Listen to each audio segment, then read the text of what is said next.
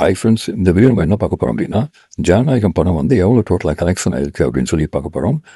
இது வரைக்கும் ஜனநாயகம் படம் ரிலீஸ் ஆகி இப்போ 2 வாரம் ஆச்சு. உலகளாவிய தேட்டர் எல்லாத்தையும் சேர்த்து 300 கோடிக்கு மேலே கலெக்ஷன் ஆகிருக்கு.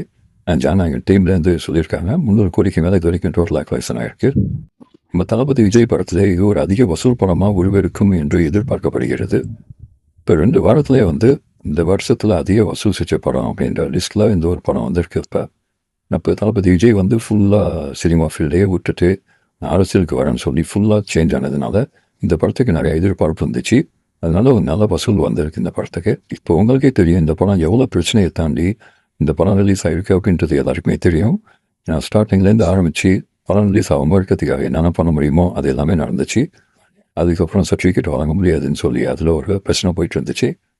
இப்போ லாஸ்ட்டில் நம்ம தளபதி சிஎம் ஆனதுக்கு அப்புறம் முதலமைச்சராக ஆனதுக்கு அப்புறம் தான் படமே ரிலீஸ் ஆகிருக்கு.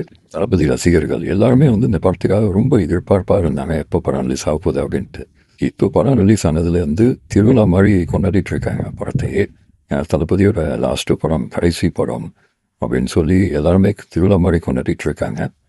ஏன்னா அதில் வர அந்த ஒன் லாஸ்ட்டு டான்ஸ் அப்படின்னு சொல்லிட்டு அந்த டான்ஸ் ஆனதாக இருக்கட்டும், லாஸ்ட்டு படம் முடிய போகிற டைமில் கிளைமேக்ஸில் வந்து அந்த பல நினைவுகள் அவங்க ஃபஸ்ட்லேருந்து சின்ன பிள்ளைலேருந்து நம்ம பார்த்து வளர்ந்த அந்த படத்தோட நினைவுகள் எல்லாத்தையும் அவங்க காமிச்சது. எல்லாருக்குமே வந்து நிறைய பேர் அழுதுட்டேன்னு சொல்லி டிவியில் சொல்லியிருந்தாங்க. அந்தளவுக்கு எல்லாருமே வந்து மிஸ் பண்ணுறாங்க. ஏன்னா சின்ன பிள்ளைலேருந்து பார்த்து வளர்ந்த நம்ம தளபதி விஜய் இதுவும் கடைசி படம் அப்படின்றப்ப எல்லாருக்குமே ஒரு ஃபீலிங் இருக்கும். அதுவும் அந்த டைட்டில் கார்டில் மாண்புமிகு தமிழக முதலமைச்சர் அப்படின்னு வரும்போது ஒரே கூஸ்பம்ஸ் வச்சு தேட்டரே பயங்கரமாக வந்து கத்த ஆரம்பிச்சிட்டாங்க. அந்தளவுக்கு பயங்கரமாக இருந்துச்சு. இங்கே இருக்கும் நம்ம தளபதி சிஎம் ஆனதுக்கு அப்புறம் அடுத்து என்ன நடக்குது அப்படின்னு சொல்லி ஒரு பரபரப்பாகவே தான் வச்சுருக்காங்க. ஏன்னா அந்த மாதிரி நியூஸ்லாம் வந்துட்டு இருக்க ஒவ்வொரு நாளும் பார்க்கும்போதும் இப்போ என்னை பொறுத்த வரைக்கும் நிறைய இடத்துல நானும் பார்த்த வரைக்கும் எல்லாத்துலேயும் அஞ்சம் ஊழல் எல்லாமே கம்மியாகிருக்கு.